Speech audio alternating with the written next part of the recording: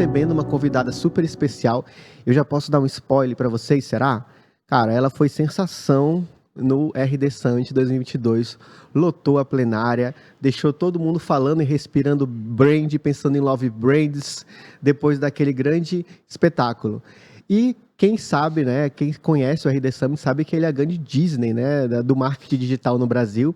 E a Beatriz Guarese, que está comigo aqui, deu um show e a gente vai estar falando como os gestores podem utilizar o brand, a marca, a construção para criar aquelas pessoas que são apaixonadas pela nossa marca, os love brands. Como criar conexões reais, como se conectar com a audiência e como criar e gerar valor para o mercado. Seja muito bem-vinda, Beatriz. Fica à vontade para se apresentar para a nossa audiência e vamos falar de muita coisa legal. Ela já me adiantou aqui que ela fala bastante, então a gente vai falar muito aqui nesse episódio.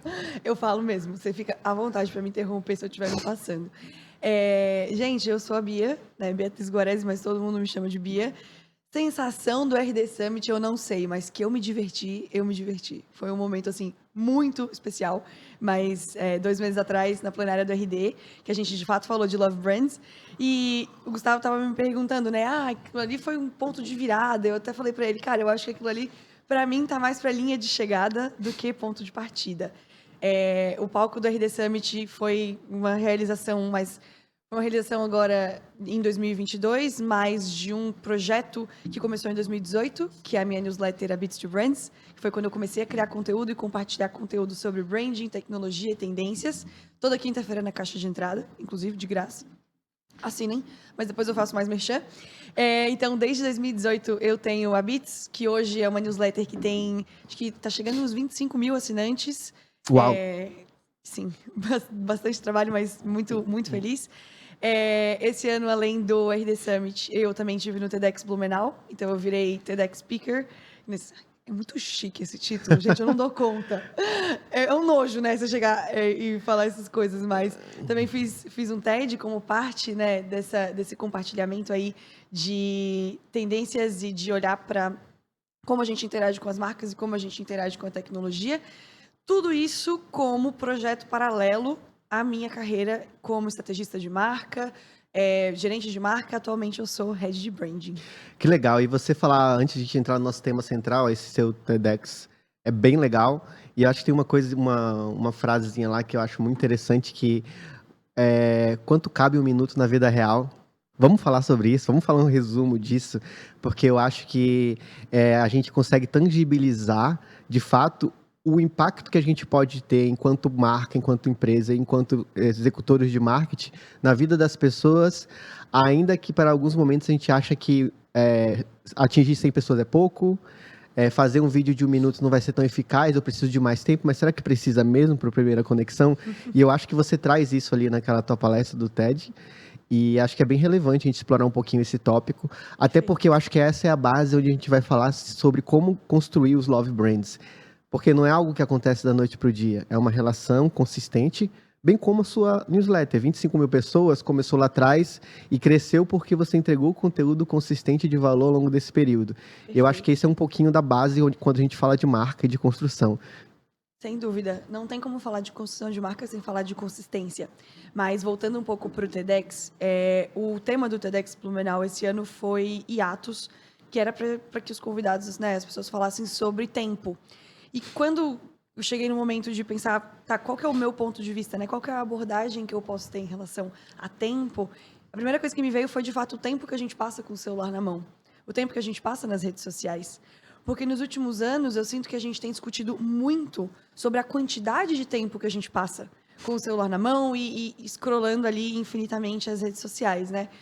Como se a solução mágica para os problemas fosse passe menos tempo com o celular na mão. E aí as pessoas falam de detox digital, as pessoas falam de mindfulness, de várias coisas. E eu adoraria que houvesse uma fórmula mágica ou um TED que você assiste e ele muda a sua vida.